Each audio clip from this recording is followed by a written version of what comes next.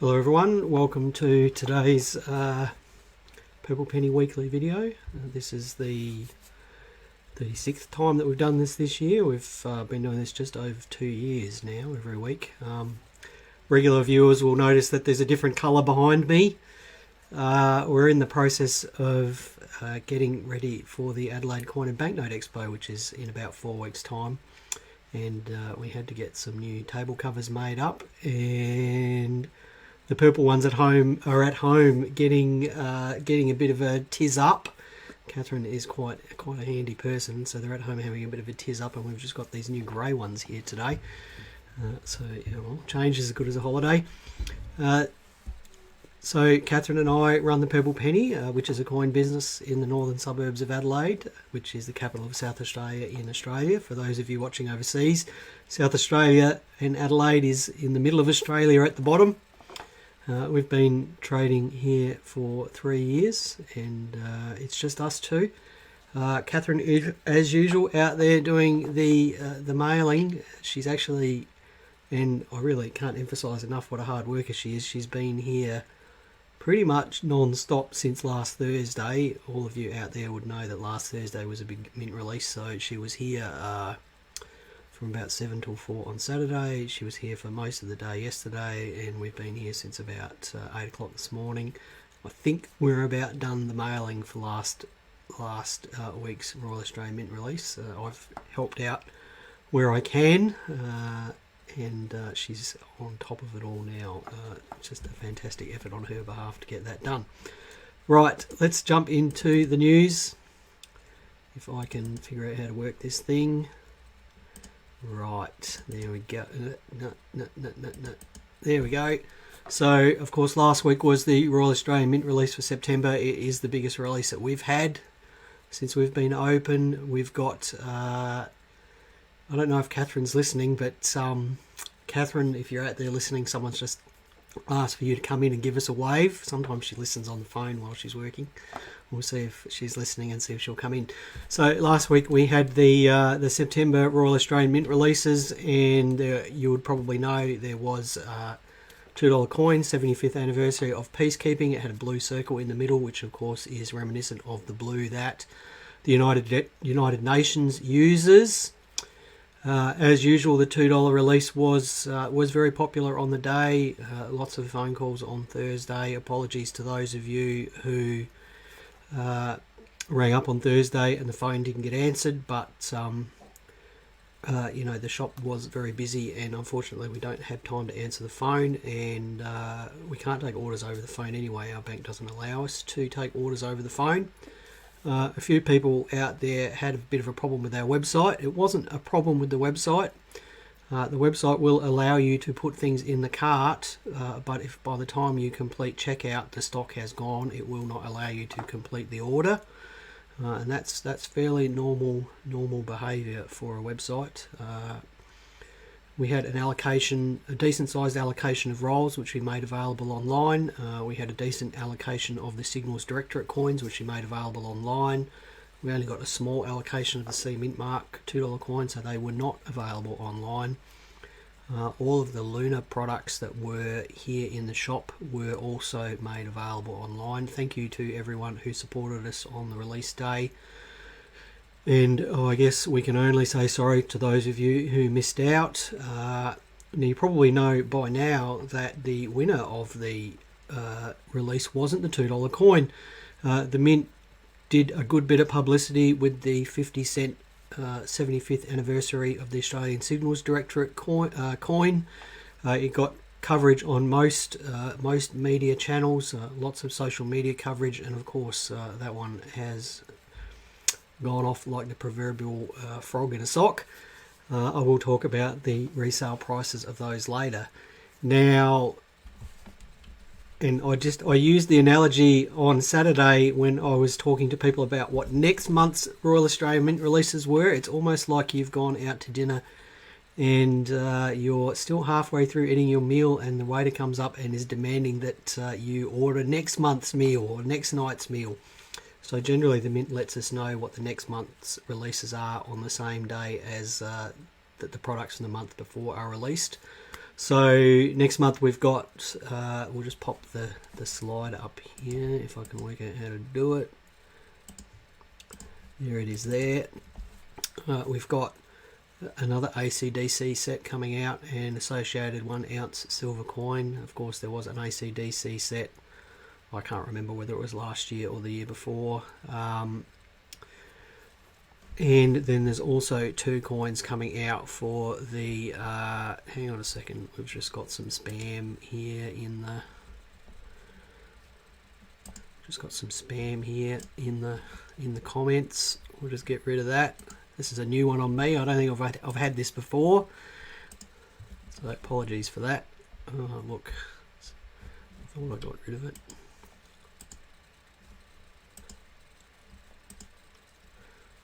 No, Facebook doesn't want to get rid of it.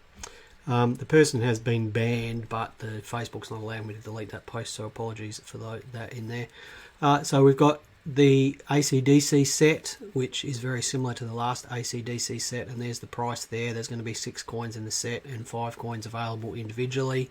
Price works out to be $15 a coin in the set or out of the set. Of course, one of the coins can only be obtained in the set.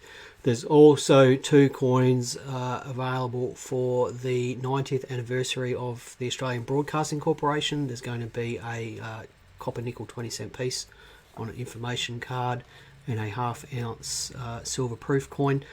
The design of the ABC 20-cent piece is quite nice. It's quite a cute little design.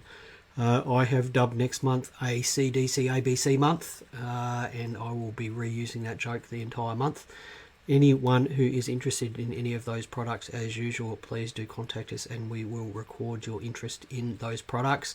I will just take the chance to remind people that we cannot take pre-orders, and if you are interested in products, there's no point asking us the day before release or on the day of release because it is too late. We generally stop taking indications of interest a few days before release day so that we can pull all of our numbers together and get ourselves organised. And certainly ringing us up on release day and expressing your interest then is far too late. So please do get yourself organised if you wanted any of those products. Right, let's just jump back to the main news slide here.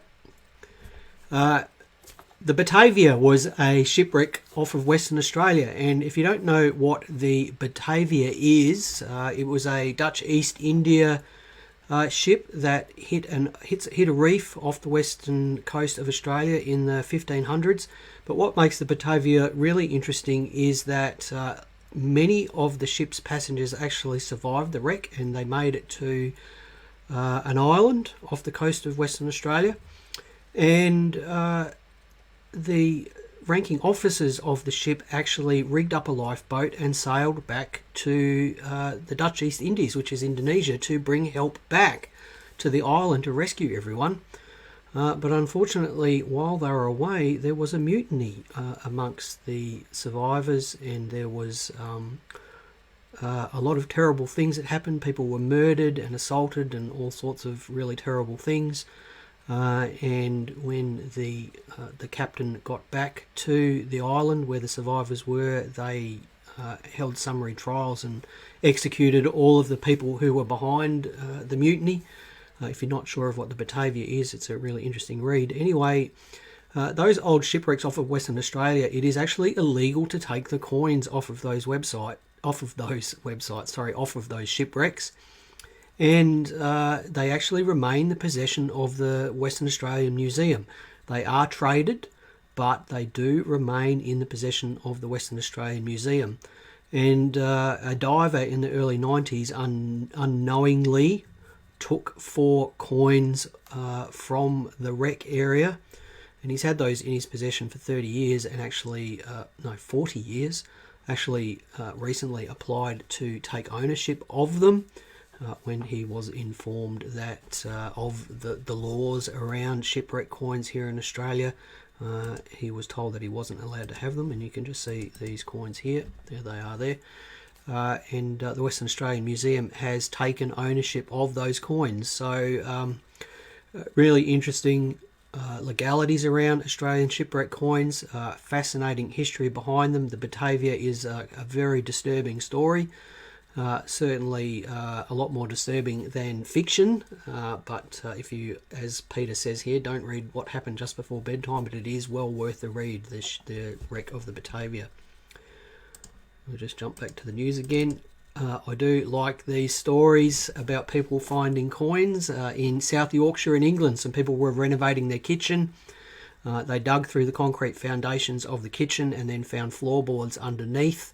And then under the floorboards, there was what everyone hopes to find before when they're digging a hole.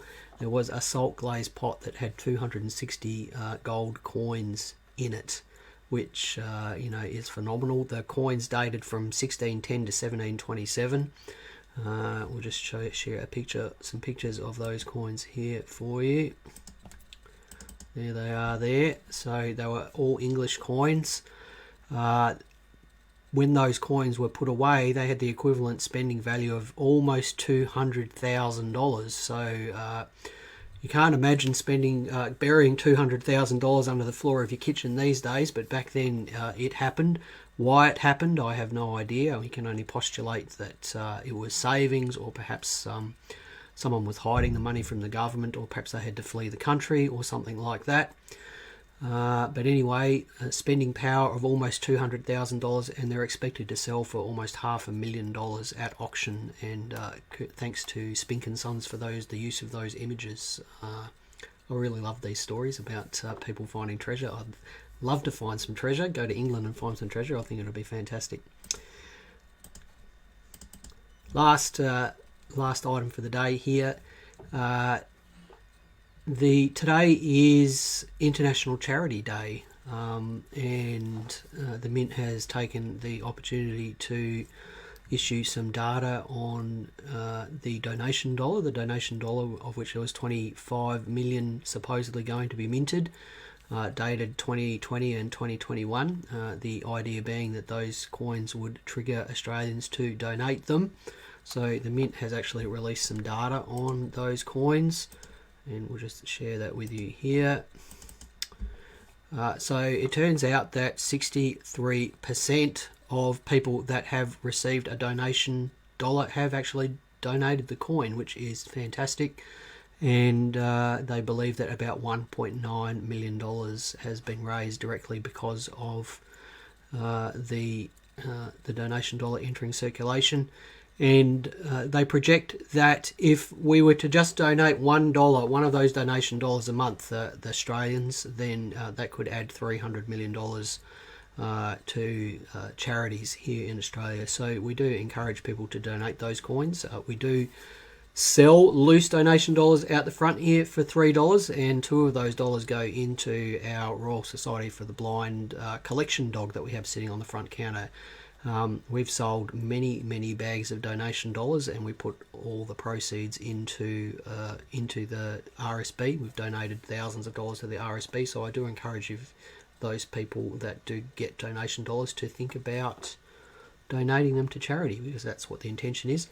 When Catherine was at the Mint a couple of months ago, the Mint has a board with 3 alternate designs for the donation dollar, and there's 2 of them just there. So all 3 alternate designs were colorized.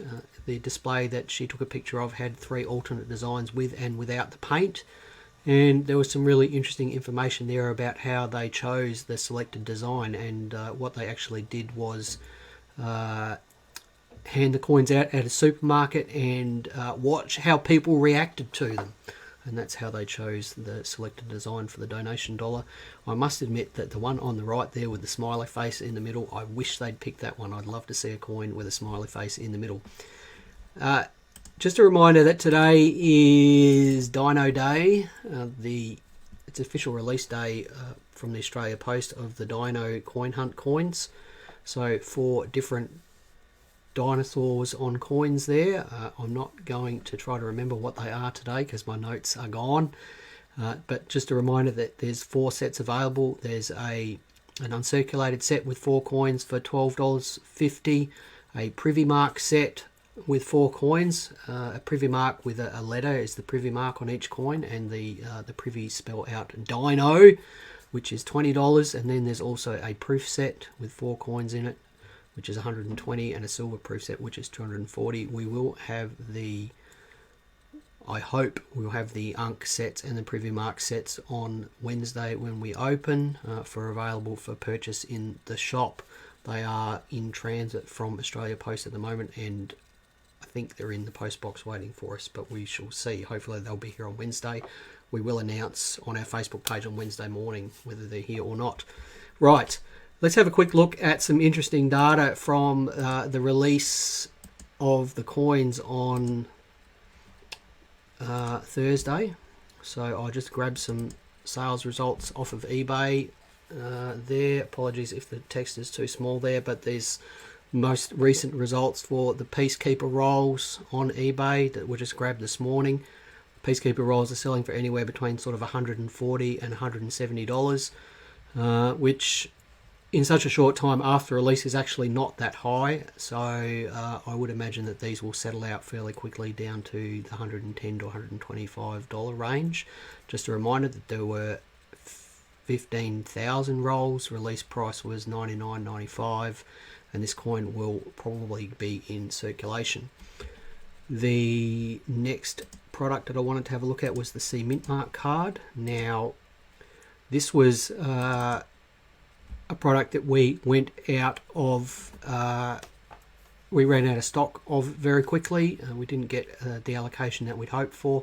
The card itself was quite attractive. I do like the blue circle design on the coin. It is reminiscent of that United Nations blue that the United Nations uses on their Peacekeepers helmets and flags and vehicles and things like that.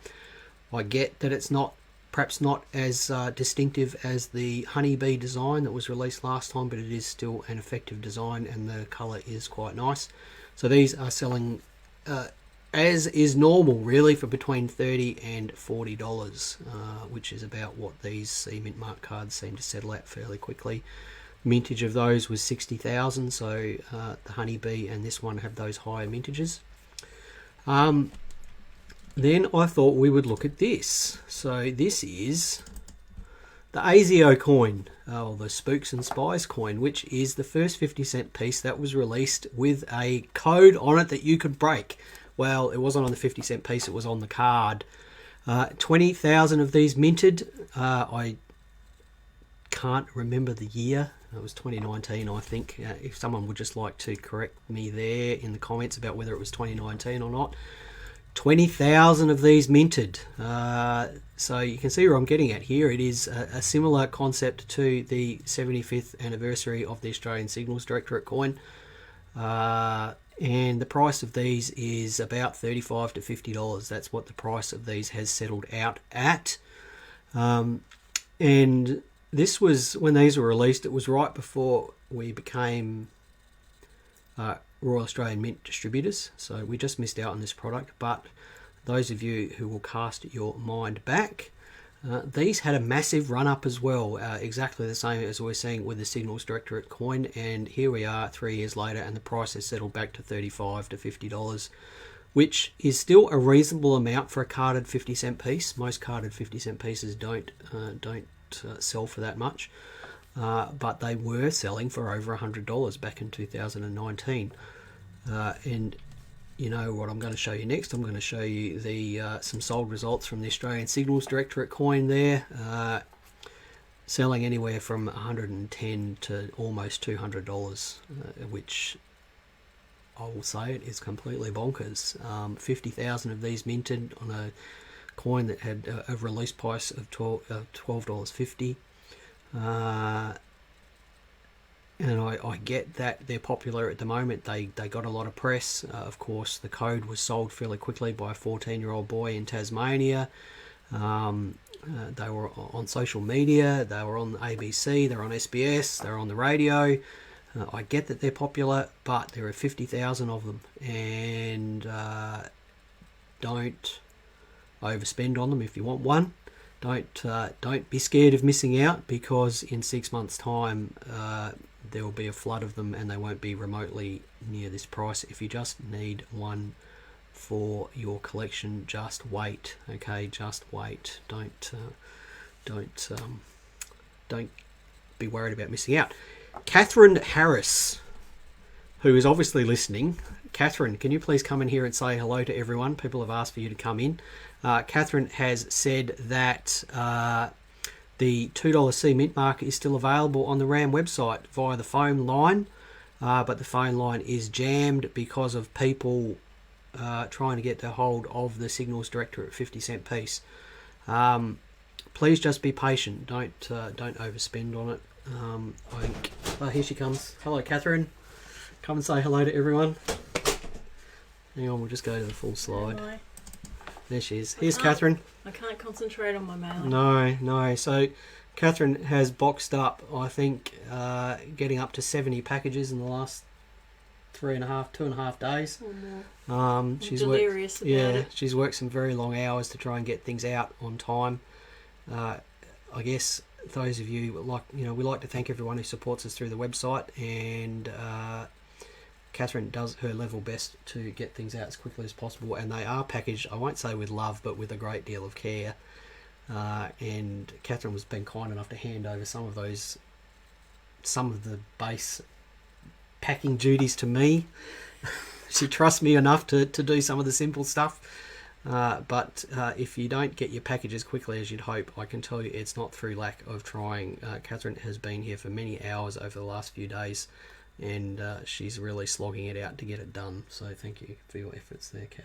It's much appreciated. Have you got anything to say about the releases? No, just that there was just another phone call for the 50 cent piece. Okay. We sold out of the Signals Directorate coin at about 10:30 on Friday morning, and had many phone calls and people coming in on Friday asking for it. So it is always disappointing that we can't say yes to everyone, but that's the way the cookie crumbles, unfortunately. Lots of people talking about it, mentioning it, like family members who we spoke to yesterday for Father's Day just mentioned it. Some with the idea that it was going to be a circulating coin, which is incorrect. Yeah, that's a good point. The media often mistakes the idea that a coin is struck to circulation standards, that it means that it's going to be in circulation. They did it with a coin that was released a couple of months ago. I can't remember which one, but I think some media outlets have mistakenly said that the Signals coin is going to circulation, which of course it isn't. We had one gentleman come in on Thursday who swore that his bank told him that there would be rolls of them going into circulation. So you just have to be careful about what you read on the internet. Okay, thank you, mate, for coming in. Okay, bye. Okay, bye. Right, thank you, Catherine, for coming in and saying hello. Let's just read some of the comments here. Look, Catherine will look through the comments later, and thank you for thanking her. She does work very hard, and it was Father's Day yesterday. Happy Father's Day to all the fathers out there, and she let me stay home yesterday and have the day off, so thank you for her for letting me do that. Let's have a look here. Mark, will you do an episode on the fake Aero $2 coins? Yes, I was going to do it this week, Peter, but I just wanted to let the dust settle a bit on that. Peter Andrews, who's just asked that question, is very well known in error collecting circles, and he, along with a dealer in Sydney, pulled together a great packet of information to send over to PCGS regarding some faked error coins. I will talk about that next week. I think just with all the goings on this week, I didn't want to try and squeeze in too much, but I will talk about it next week, Peter. David says, thank you to Catherine for a refund of cash for overcharged postage, and I will just emphasise that Catherine is studious about doing that. Our website does sometimes overcharge for postage. It is unavoidable, but she always refunds the postage, whether it be via a PayPal refund or sticking a few dollars in the package, and she has done that for years. If you do get your refund postage, please go and pop up a review on Google or our Facebook page and just let people know that we do that, because we have had a few comments come through the back door about our website charging too much for postage, but we always refund any excess shipping for that. Right, that's it for this week. Thank you everyone for watching. It's been a big week. I can't wait for the mint release to be run and done, and for Catherine to not have to be in here for so long packaging things up. Again, thank you for everyone's support last week. It's a real buzz for us to see so many people interested in coins, and even though the mint is pumping this stuff out, it really is helping people get interested in the hobby, and that's all we want. And we couldn't do that without all of your support. People watch the videos, who come into the shop. Those of you who watch the videos and come into the shop, sorry that you have to see my face so many times, but what are you going to do? Have a great week, everyone. Happy collecting, and we'll be back next week as usual. Bye for now. Stay safe, and see you next week.